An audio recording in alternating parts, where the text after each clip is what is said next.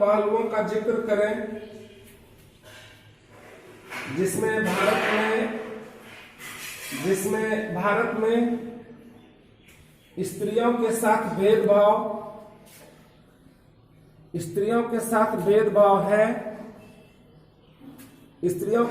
भेदभाव है या वे कमजोर स्थिति में है। स्त्रियों के साथ भेदभाव है या वे कमजोर स्थिति में है। देखिए भारत में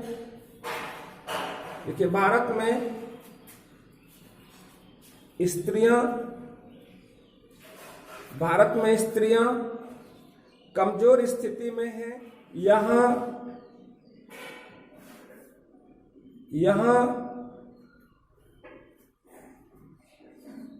हम पाते हैं कि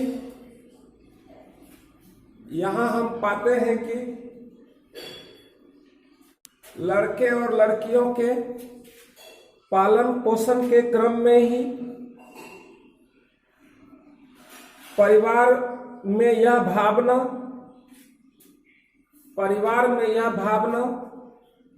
घर कर जाती है कि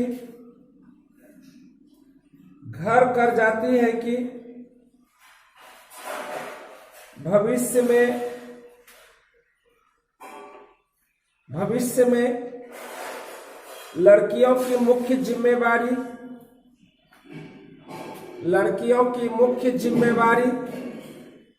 गृहस्थी चलाना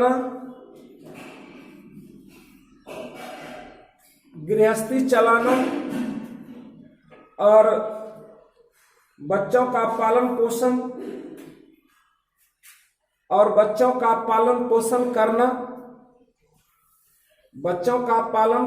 करना तक ही इस प्रवृत्ति के कारण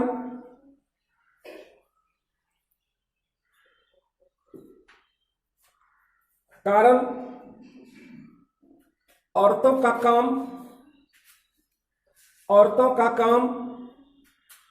खाना बनाना, कपड़ा साफ करना,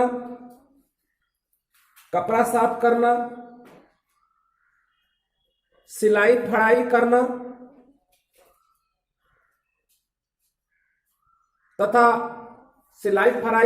तथा बच्चों का पालन पोषण करना है। बच्चों का पालन पोषण करना है। अगर यही कोई मर्द अपने घर के अंदर बर्तन साफ करे,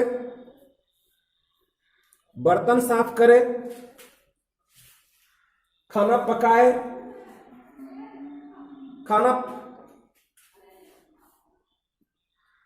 खाना बनाए या सिलाई फराई करे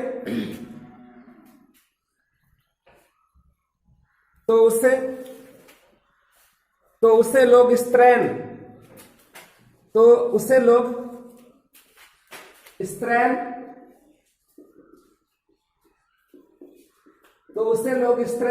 की संज्ञा देते हैं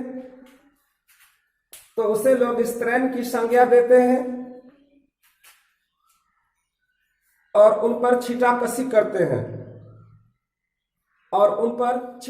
स्त्रियों को समान कार्य के लिए समान वेतन नहीं मिलता है। इसलिए यहाँ की स्त्रियों को कमजोर स्थिति में कहा जा सकता है।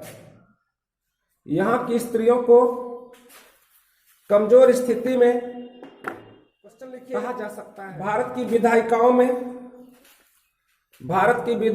में महिलाओं के प्रतिनिधित्व की स्थिति क्या है? लिख रहा है। भारत की विधायिकाओं में महिलाओं के प्रतिनिधित्व की स्थिति क्या है? भारत के विधायिकाओं में महिलाओं के प्रतिनिधित्व की स्थिति क्या है? देखिए, भारत के विधायिकाओं में महिलाओं के प्रतिनिधित्व की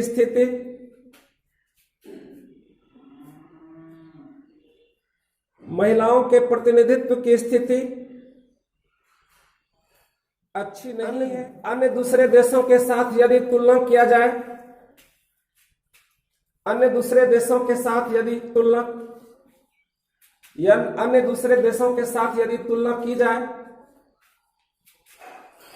की जाए तो हम पाते हैं कि अन्य दूसरे देशों के साथ यदि तुलना की जाए तो हम पाते हैं कि जहां ग्रेट ब्रिटेन में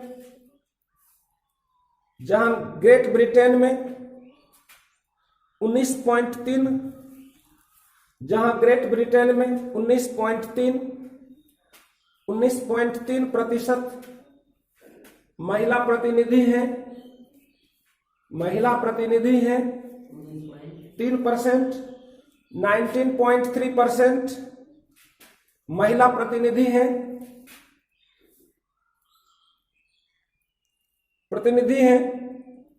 तो संयुक्त राज्य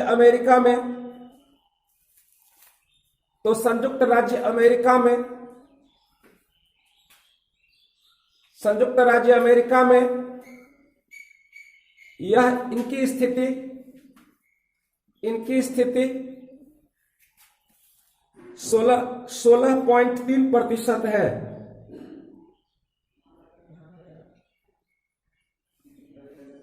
16.3% है।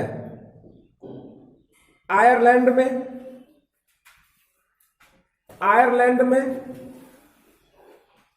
16.2%, आयरलैंड में 16.2% तथा इटली में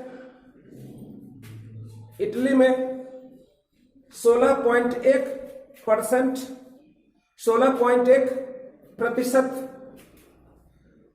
महिला प्रतिनिधियों की संख्या है।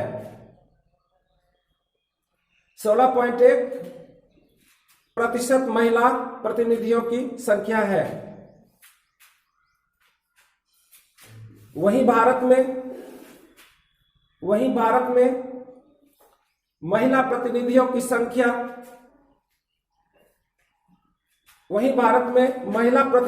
संख्या 11% से भी नीचे है। 11% से भी। क्वेश्चन लिखिए, मतलब और महिलाओं के बारे में हमारे समाज में सोच है कि महिलाएं कर क्या सकती है। इनका काम है खाना बनाना, बच्चे पैदा करना, बच्चे का पालन पोषण करना, गृहस्थी चलाना, बस। यानी कि अगर लड़कियां पढ़ना भी चाहे, अगर कहे कोई लड़की कहे कि हम भागलपुर जाएंगे, पटना जाएंगे, कोटा जाएंगे, तो कुछ गिने गिने परिवारों को छोड़ करके जिनकी आर्थिक स्थिति अच्छी है, जो पढ़े लिखे लोग हैं, केवल वही अपने बच्चे को दूर भेजना चाहते हैं। अन्यथा उनकी सोच होती है कि शादी कर देना, हमारी जिम्मेदारी समाप्त हो जाना। पढ़ाने लिखाने का मतलब है शादी कर दीजिए, जिम्मेदारी समाप्त।